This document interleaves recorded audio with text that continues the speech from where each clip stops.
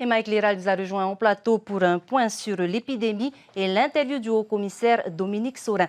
Mike Yorana, alors où en est-on aujourd'hui? Alors, vous l'avez dit tout à l'heure, évidemment, nous sommes dans une flambée épidémique, 1443 cas en 72 heures, et puis surtout ces 9 morts ces 3 derniers jours.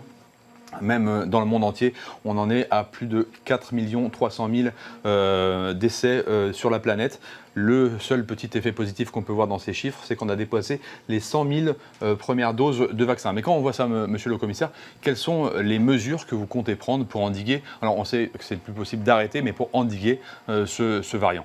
Nous avons déjà, depuis le 30 juillet, pris un certain nombre de mesures pour limiter les rassemblements. Parce que c'est ça le problème, le virus, il se répand là où il y a des déplacements, là où il y a des rassemblements. Donc on a pris un certain nombre de mesures fortes en la matière, qui ressemblent en gros aux mesures que nous avions prises aussi l'année dernière, au pic de la crise. Ces mesures ont été renforcées le 6 août, et nous allons prendre là à nouveau d'autres mesures. Alors, nous allons mettre en place le couvre-feu.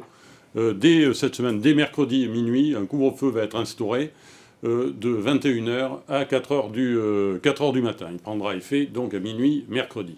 Mais j'envisage aussi de renforcer, d'aller rapidement. Si la situation devait se dégrader, notamment le week-end, je prendrai des mesures renforcées en matière de couvre-feu pour limiter les déplacements, notamment qui sont très importants le dimanche.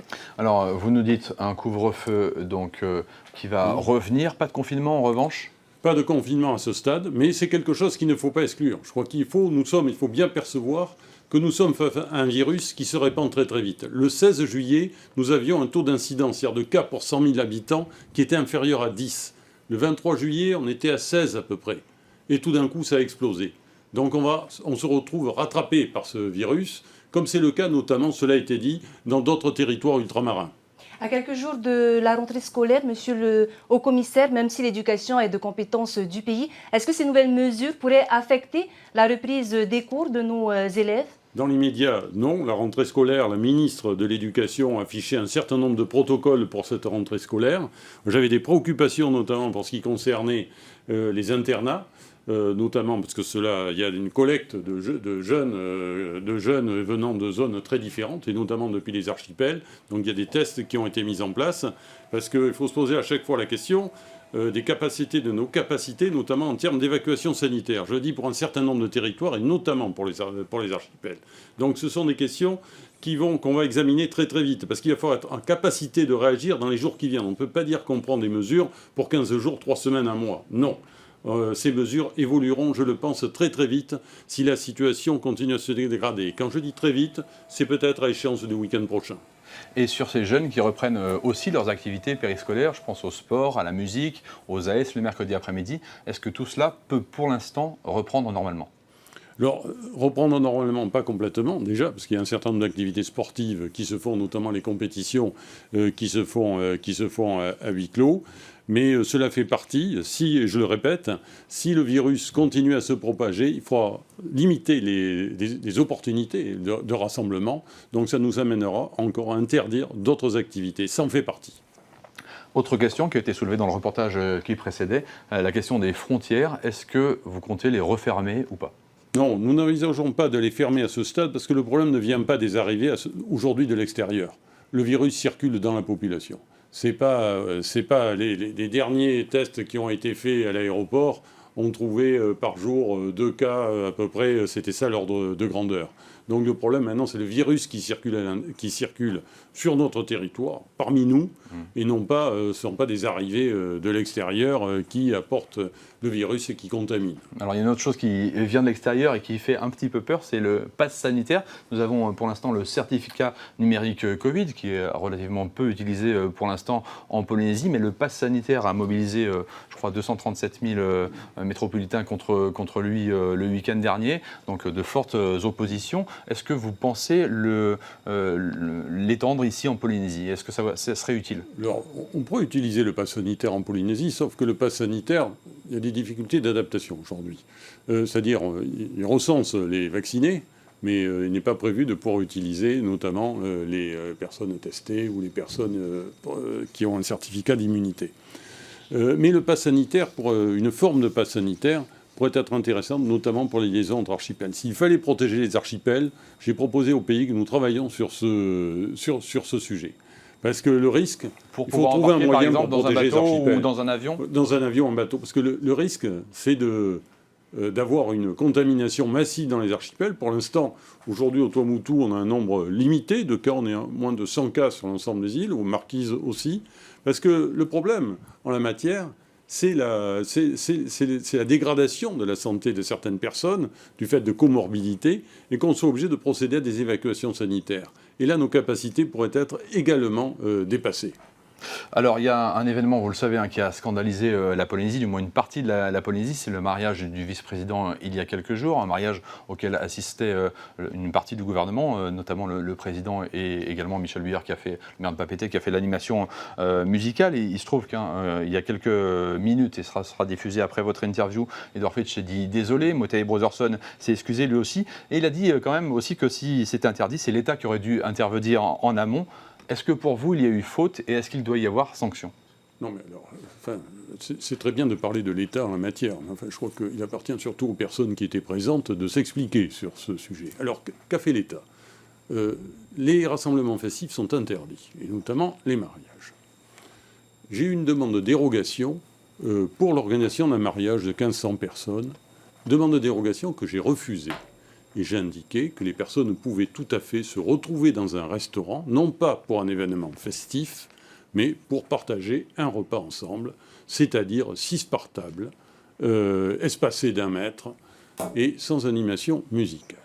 Donc il y a eu les événements que nous avons constatés. J'ai envoyé la gendarmerie faire un constat. La gendarmerie a fait des constats. La procédure est en cours et il y aura des sanctions. Voilà. Je crois que je ne veux pas être plus clair en la matière. Elles peuvent aller jusqu'où, ces sanctions ? Et l'État, il y a un certain nombre d'amendes qui sont prévues pour les personnes. Il peut y avoir aussi en matière administrative des fermetures éventuelles. Ça dépendra des résultats de l'enquête de la gendarmerie. Et c'est ce qui est prévu pour tout le monde, quelle que soit la situation, quel que soit le restaurant, quelles que soient les personnes. Après, s'il y a exploitation, débat, ça ne concerne pas l'État, ça concerne les personnes intéressées par le sujet. Justement, monsieur le commissaire, dans cette situation se pose aussi la question d'exemplarité. Comment les consignes anti-Covid des élus peuvent-elles être respectées si eux-mêmes les enfreignent ? Il faut être responsable en la matière. Je dis, je tiens, et c'est les consignes moi, que je donne aux fonctionnaires de l'État, c'est de respecter, d'être exemplaire en la matière. C'est une question d'image que nous devons donner, tous collectivement, parce que c'est un combat très important dans lequel nous sommes engagés. Il faut qu'on soit tous mobilisés compte tenu de ce qui va se passer dans les jours qui viennent. Je ne dis même pas dans les semaines, dans les jours qui viennent, il faut que nous soyons tous mobilisés. Donc l'heure n'est pas, je dois dire, aux festivités.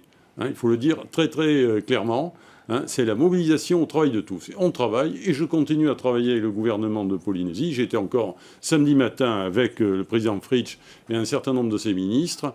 Et il faut qu'on continue à travailler tous ensemble, parce que c'est ce qu'attend la population, c'est ça qui est important, et c'est cet exemple qu'on doit montrer. Justement, j'allais vous poser la question. C'est la première fois qu'on vous voit vous exprimer contre la Covid depuis plus d'un an et demi, je crois, sans avoir Edward Fritsch à vos côtés. Est-ce que ce mariage, quelque part, a provoqué un divorce entre le pays et l'État ? Non, il n'y a pas de divorce entre le pays et l'État. D'ailleurs, je m'exprime, je ne fais que confirmer ce soir des annonces que j'avais déjà faites par voie de communiqué, que nous avions faites d'ailleurs avec Edward Fritsch par voie de communiqué.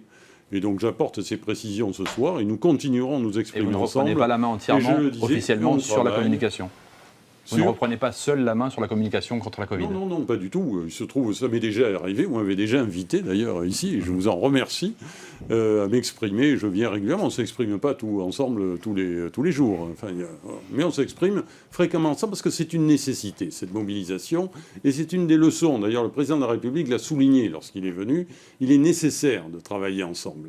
On n'est pas en train de parler des compétences des uns et des autres. Ça n'a pas tellement d'intérêt pour le citoyen habitant la Polynésie française. Ce qu'il faut, c'est du résultat. Et je voudrais quand même parler d'une chose. Mais vous allez peut-être me poser la question après, mais j'anticipe. Vous pouvez anticiper. C'est la vaccination. Je voudrais avoir le temps de parler un peu de vaccination. C'est le seul moyen de s'en sortir. Aujourd'hui, il y a eu 5 décès. Personne parmi ces 5 personnes, malheureusement, n'étaient vaccinés. 90% des personnes qui sont en réanimation ne sont pas vaccinées. C'est-à-dire qu'on peut avoir aussi le Covid en étant vacciné, mais avec des formes beaucoup plus atténuées, ce qui protège. Et en ce moment, il y a une campagne lancée par le pays pour la vaccination, mais il faut continuer, il faut se faire vacciner. Je sais qu'il y a beaucoup d'interrogations, c'est ça le respect des autres, c'est se protéger, c'est ça le respect des autres. Quand je vois les soignants qui doivent faire face à un engorgement de leur service, c'est ça aussi avoir du respect pour les soignants. Une toute dernière question, elle est un petit peu plus économique. Je vous l'ai déjà posée à plusieurs reprises, mais compte tenu du fait qu'on s'enfonce à nouveau un petit peu dans la crise pour certains secteurs, le tourisme, mais d'autres aussi, est-ce que les aides vont perdurer au même niveau dans les mois qui viennent ? Les aides de l'État notamment, évidemment. Mais le fait de passer en état d'urgence sanitaire, comme ça va être le cas, va réactiver un certain nombre d'aides, parce qu'il y aura des conséquences. Malheureusement, il va y avoir des conséquences pour les entreprises, on sont conscients, mais ça va réactiver un certain nombre d'aides, et j'aurai l'occasion aussi de communiquer sur ces sujets. Et j'en profite aussi pour dire que les aides de l'État ont été au rendez-vous pour les entreprises. Aujourd'hui, nous sommes à 22 milliards de francs versés depuis le début de la crise aux entreprises au titre du Fonds de solidarité. Et ce n'est pas qu'une question de compétence, parce que normalement l'État n'est pas compétent sur ces aides, mais il a fait. Merci Monsieur le Commissaire. Voilà, Jeanne, ce qu'on pouvait dire sur les principales mesures sanitaires pour lutter contre le Covid, du moins de la part de l'État. Merci beaucoup, Mike Liral, pour ce décryptage et merci à vous, Monsieur le Commissaire Dominique Sora, d'avoir accepté notre invitation sur Samaruru.